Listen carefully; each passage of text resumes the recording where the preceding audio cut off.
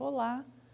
Dando continuidade então à série de terapia antimicrobiana, eu sou a professora doutora Patrícia Moriel, da Faculdade de Ciências Farmacêuticas da Unicamp, e nós vamos conversar um pouquinho hoje sobre os antimicrobianos na farmácia clínica. Se nós observarmos a Resolução 585 de 2013 do Conselho Federal de Farmácia, a gente vai observar que a farmácia clínica é uma área da farmácia voltada à ciência e à prática do uso racional de medicamentos, no qual os farmacêuticos prestam cuidado ao paciente de forma a otimizar a farmacoterapia, promover saúde e bem-estar e também prevenir doenças. Essa prática ela pode ser realizada tanto em hospitais como ambulatórios, comunidades básicas de saúde, farmácias comunitárias, home care, entre outros locais.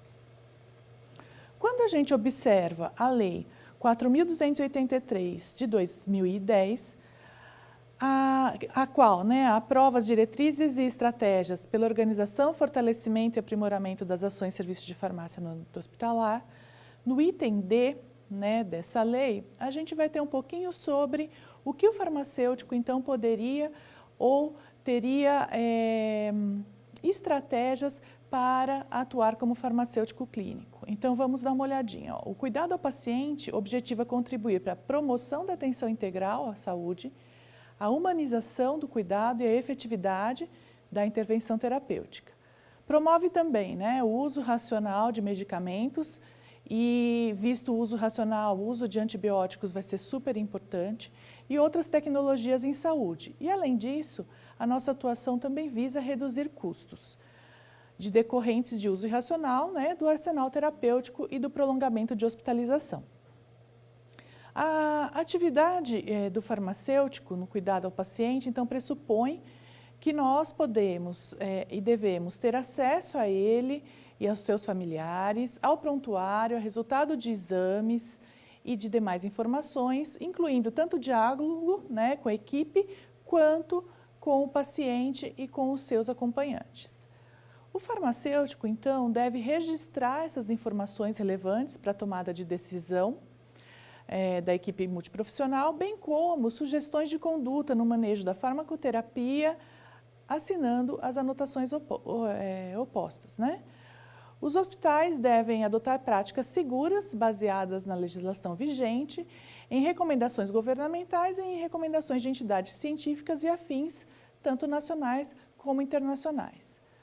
Portanto, a farmácia clínica dentro do ambiente hospitalar é muito importante para regulamentar e para fazer um uso racional do uso desses antimicrobianos. Então, aqui eu trago para vocês 3 dados que não estão muito recentes, mas até hoje os dados são válidos, que seria o seguinte: em hospitais, até 52% dos pacientes críticos podem receber um antibiótico durante a sua internação. Uma significativa proporção de pacientes internados em unidades gerais, mais ou menos de 25% a 30%, em unidade de terapia intensiva, até 50%, recebem antibióticos durante a internação. E, além disso, os antibióticos podem representar de 30% a 50% do total de despesas dos medicamentos de hospitais de cuidados intensivos. Visto esses 3 pontos, a gente vê que, então, ele é muito utilizado dentro dos hospitais, principalmente em cuidados intensivos. É um custo muito elevado para esse hospital. Então, como que o farmacêutico poderia ou pode atuar melhorando e tentando adequar essa utilização? Então, eu peguei aqui um trabalho que saiu na American Junior Health System Pharmacy em 2010 e que ele resume um pouquinho das nossas funções em relação ao controle de infecções e de prevenção em relação ao uso de antimicrobianos. Então, vamos dar uma olhadinha no que ele fala. Ele diz o seguinte: primeiramente, que nós farmacêuticos devemos assumir algumas responsabilidades sobre o uso desses antimicrobianos e sobre o controle de infecções. Em geral, atuando em relação ao uso racional, ao uso ideal desses antimicrobianos, reduzindo a transmissão de infecções e a educação de profissionais de saúde, pacientes e público. Então, quais seriam as responsabilidades apontadas nesse trabalho?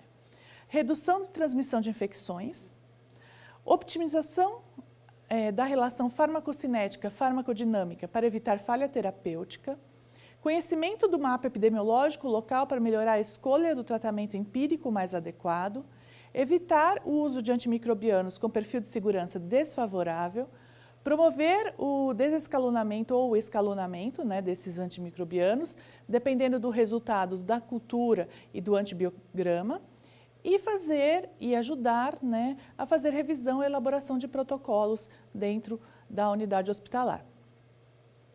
Outro papel nosso que vem de encontro ao que falou no slide anterior seria avaliar o uso, né, em relação aos riscos desse uso.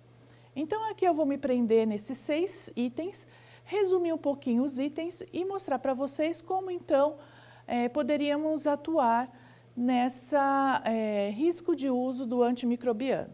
Então, o primeiro item, a gente tem a avaliação da prescrição. O segundo, a conciliação medicamentosa. Terceiro, reações adversas. Quarto, interações medicamentosas. Quinto, monitoramento sérico de fármacos. E, por último, atuando na terapia sequencial. Então, vamos dar uma olhadinha em cada um desses itens, como poderia ser a nossa atuação. Então, o primeiro deles, a avaliação da prescrição. A avaliação de prescrição compreende muitas etapas. Primeiro, a dose correta, né? O paciente, ele tem um problema renal, precisa de um ajuste de dose? Contraindicação, esse paciente já relatou algum tipo de alergia? Tempo de tratamento, é um antibiótico profilático? Então, esse tempo está adequado com os protocolos? Via de administração, ele vai ser intravenoso, vai ser via oral? O paciente está com sonda? Tem apresentação via intravenosa ou é só oral e vai ter que ser administrado via sonda? Como que pode ser realizada essa diluição?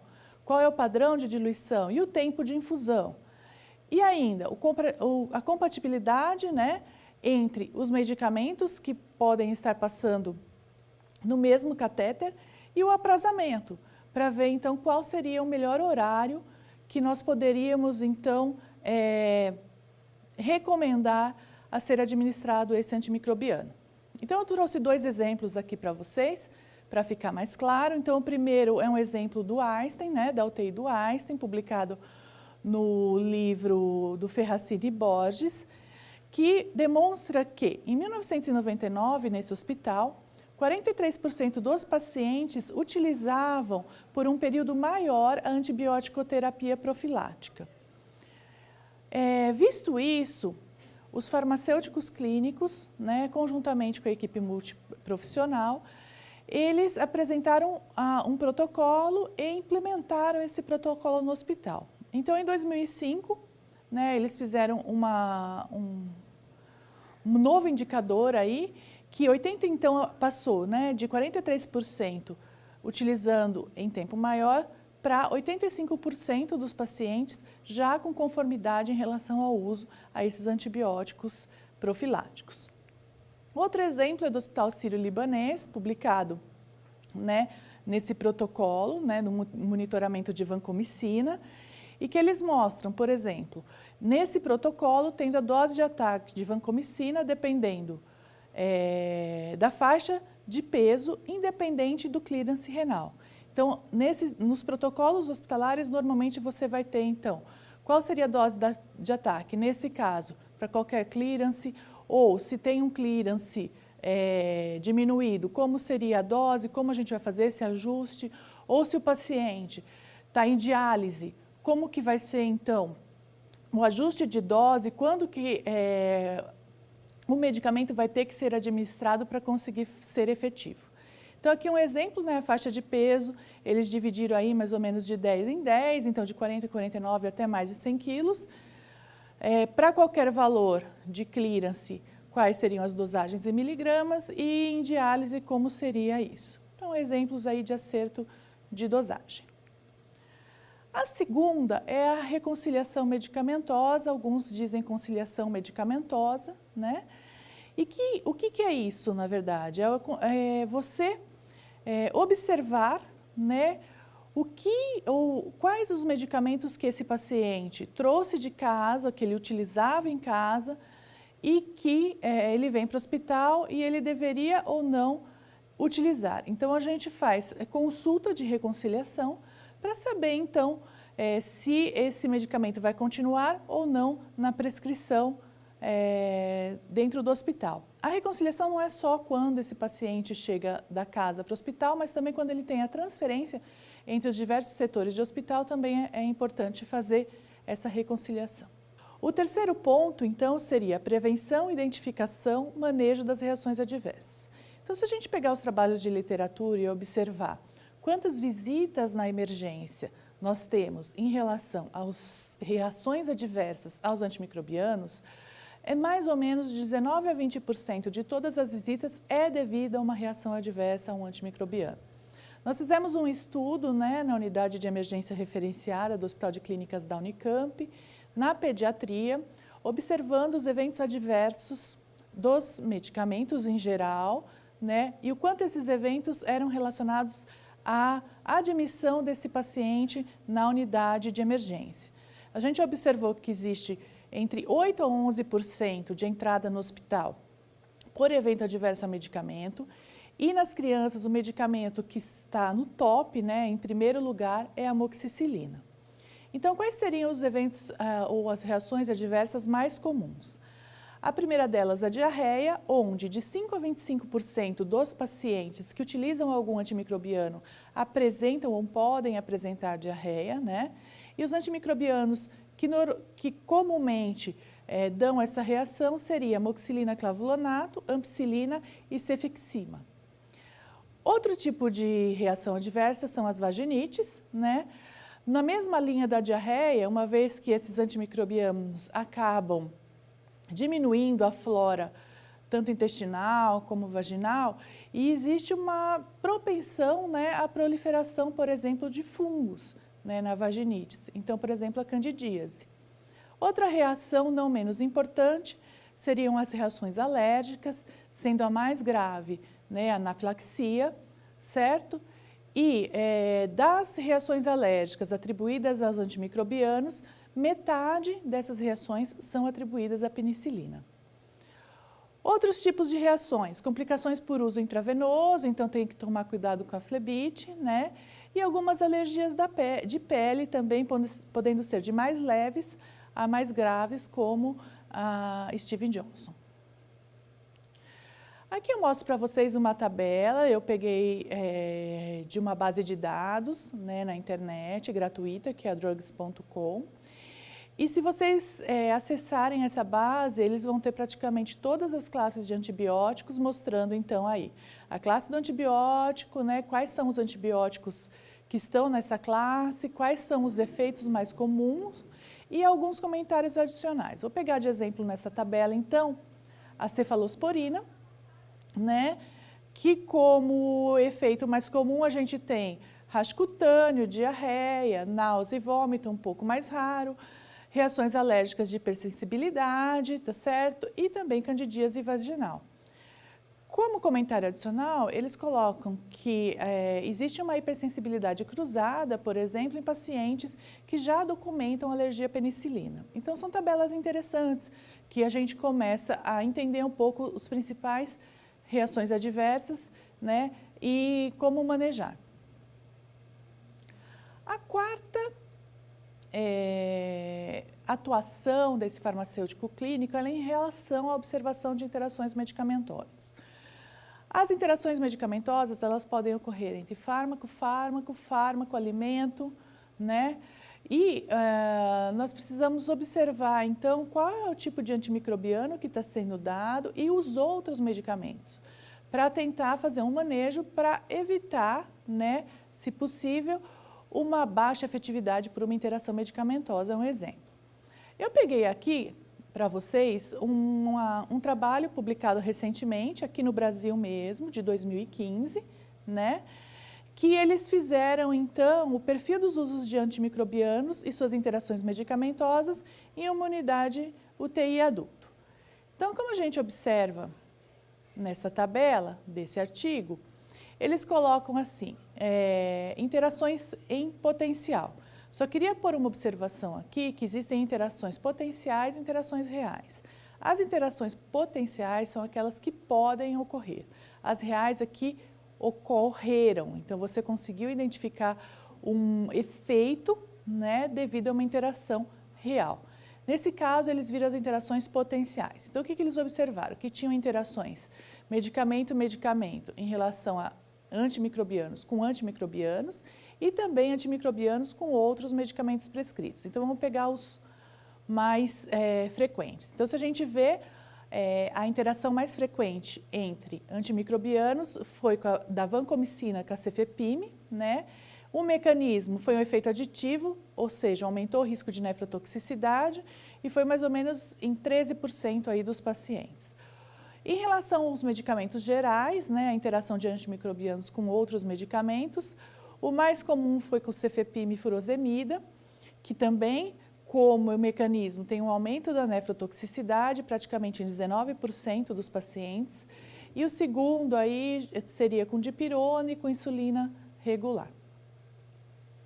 Lembrando, né, que as interações medicamentosas, nós temos várias bases de dados, né, hoje disponíveis na internet, algumas gratuitas, algumas pagas, mas que nós podemos então utilizar para melhorar então esse uso racional do antimicrobiano.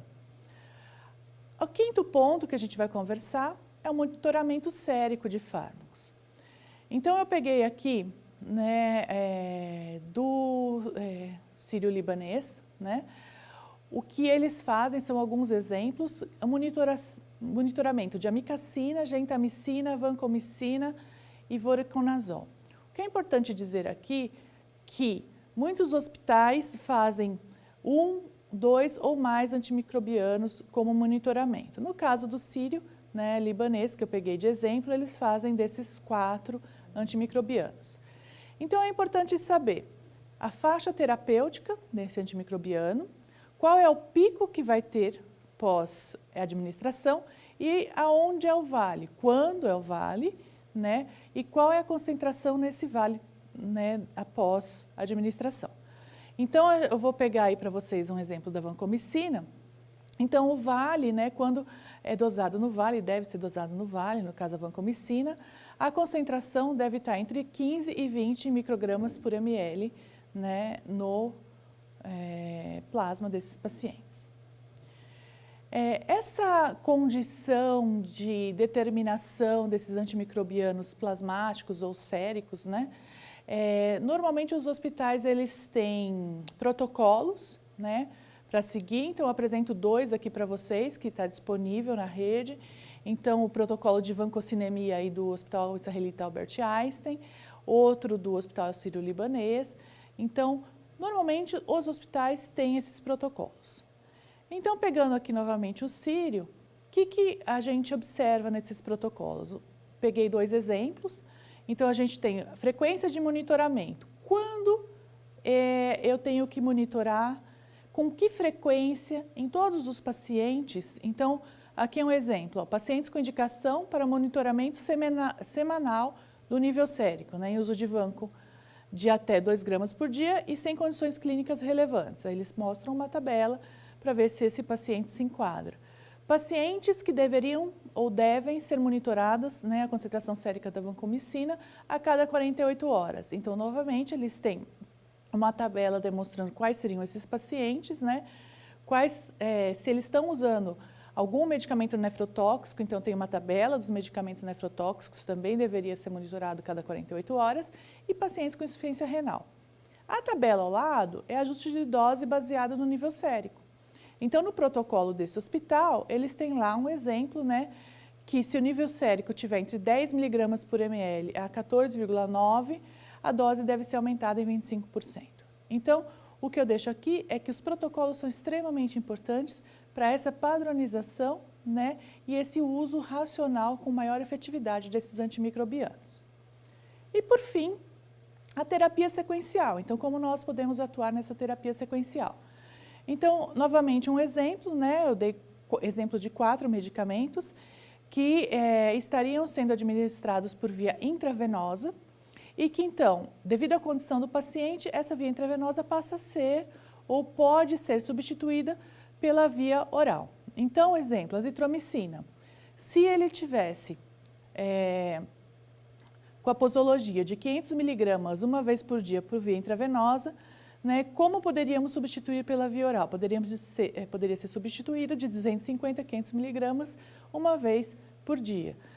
A cefazolina é interessante, então é uma dose intravenosa, por exemplo, de 1 grama de 8 em 8 horas. Para a via oral, ela é mudada, né, para cefalexina de 500 miligramas de 6 em 6 horas. Aqui eu mostro para vocês alguns trabalhos, né, que demonstram o importante papel do farmacêutico clínico na manejo da antibiótico-terapia e a maioria deles mostram que o farmacêutico clínico atuando na equipe multidisciplinar, promovendo então esse uso racional de medicamento, acaba aumentando a efetividade, né, dos tratamentos e além disso reduz custos, tanto os diretos como indiretos, na internação desse paciente. Então, eu mostro 2 artigos aí que vocês podem pegar e um material complementar. Obrigada.